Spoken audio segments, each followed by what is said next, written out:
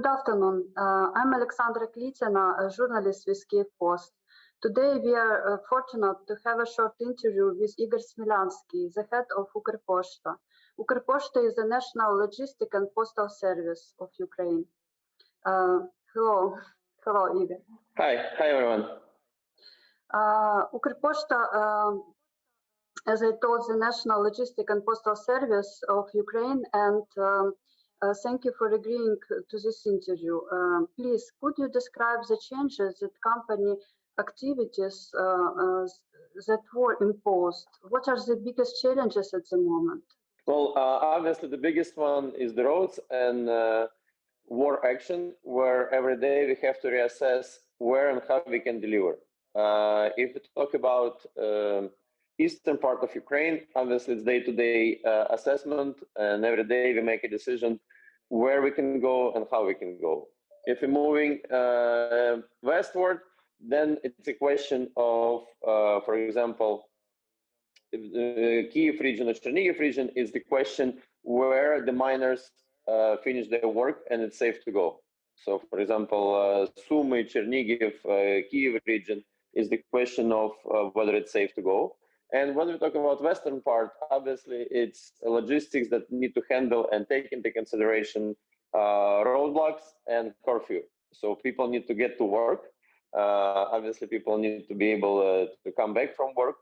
And we need to fit logistics. It's very schedule-based operations, right? So if we used to have the truck would leave Kyiv at 9 p.m., it would get to Lviv at 6 a.m. Now it's a question of when it can leave, especially if it's a curfew or if it's sirens, then you have to postpone. So I think that's probably the major obstacles. Mm-hmm. Okay. Ukrposhta has a crucial social mission physically to deliver pensions to the small villages in Ukraine for older people who are sometimes unable to get to the banks. Is Ukrposhta providing this vital service during the war as well? Absolutely. As a matter of fact, over the months of March, we had delivered 87% of pensions, and in April, 90%. So basically 90% of people got their pension in hand. You're right that banks don't work in many of those areas. They don't work in many of the areas even after they've been freed up due to lack of internet or mobile connection, or sometimes lack of employees. So Ukrposhta understands its social mission and said over 3 million people got their pensions through Ukrposhta during this month, and every day we are doing our best to make sure we can deliver even in the temporary occupied territories. For example, yesterday in Kherson, we also delivered pension, Melitopol, etc. So those are our citizens. They expect the support, and we at Ukrposhta doing the best we can to give them their support. But Kherson is under occupation at the moment. So is it safe really to deliver pensions?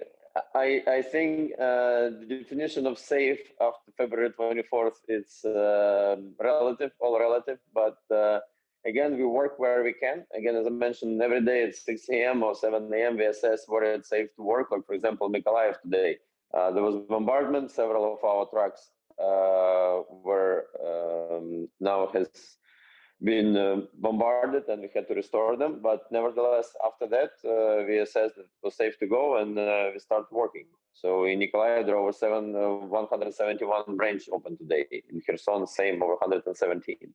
So every day we make those decisions, and we understand that millions of people rely on our work, both in terms of social services and in terms of businesses. From, I think, the second week of war, we launched our flight to New York from Warsaw, because we understand that thousands and thousands of small and medium enterprises depend on us to sell their goods on eBay, Amazon, Etsy, and if they stop working, they lose their jobs. And that's why, again, we both work inside the country to provide social services and deliver parcels, and do the same for international. I think your employees are heroes, really. I know that Ukrposhta also is, as I told already, biggest logistic company.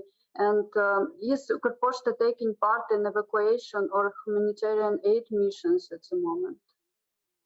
Absolutely. We help the companies to evacuate from east to west. We help to deliver humanitarian goods, food, And also, I had mentioned the plane that we launched to the US. So this plane brings the parcels and US exports to the US, and on the way back, it brings humanitarian aid. So I think it's over 300 tons of humanitarian aid we carry just from the US. Plus, we get humanitarian aid from our partners in Georgia, in Belgium, in many countries around the globe, and we also distribute it. There is a lot of humanitarian aid moved through Ukrposhta, both between the cities and obviously in the small villages where our movable office come, bring pensions and food.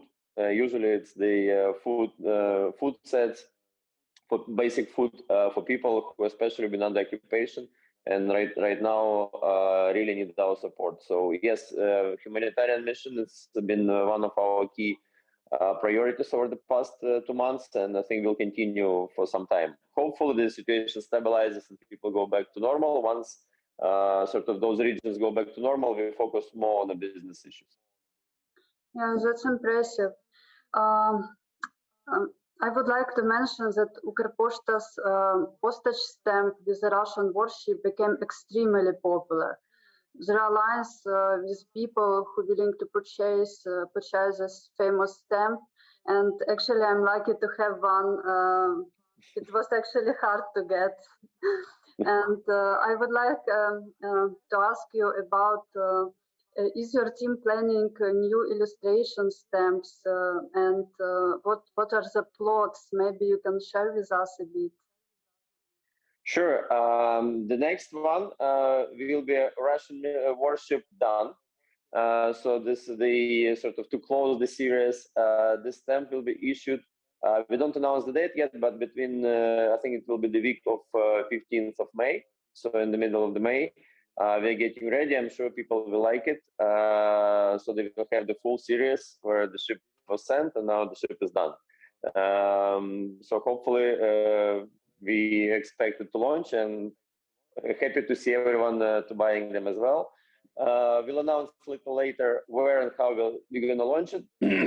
Since people who don't like the stamp from neighboring country are doing the best to preclude us from selling it. But we know how to do it nevertheless, so we'll do it. And then we'll announce the public vote, what kind of stamp people want to see next. Whether it's the stamp with the Kremlin owner. Burning Kremlin. Yes, burning Kremlin, whether it's the dog Patron who is participating in the mining, whether it's Добрый вечер из Украины, Чернобаевка, Героям Slava, many themes that people like. It does not mean that we just have to pick one. It just we decide on the priority and who gets to be issued first. You've seen probably our stamp is Maria, Ukrainian Dream that we launched. We had not launched it yet. We announced it in New Antonov. That probably will be in June that we launch that stamp. So there's lots of ideas. Please follow our social media, and we'll do our best to keep people surprised and pleasantly surprised. I think I will be first in the line to get it. So I have the last a little bit personal question to you. What lessons have you personally drawn from the experience of the last months and Russia's war against all of Ukraine? You have to maintain your composure. If you're a manager, if you're managing people, first of all, they need to see you. They need to see you. That's why I travel a lot.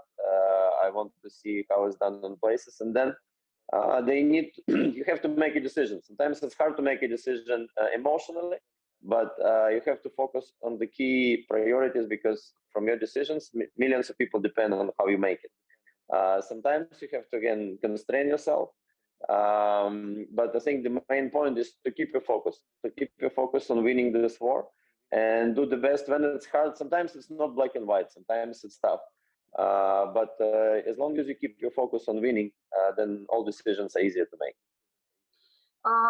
Igor, I have one more question to you. You are a very popular person in Ukrainian politics, and you are technocrat, and I just asking to you, are you planning or oversee for yourself a political career in the future?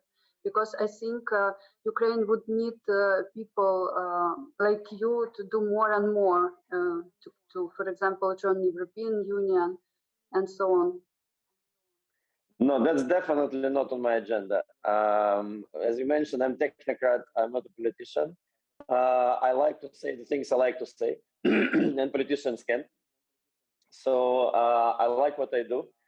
Every time you see babushka and dedushka receiving their pensions where after their village been fed up, that's the greatest thing. Or when you're supporting the business in Kharkiv that's been between shelling, sending their stuff on Amazon.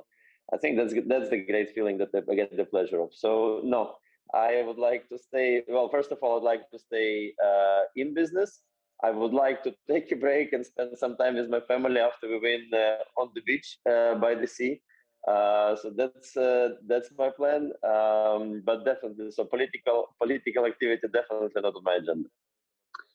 I see. I hope after our victory we can all go to the beach and have vacation happily. So thank you so much for this interview, and Slava Ukraini. Героям слава. Героям Thank you very слава. much.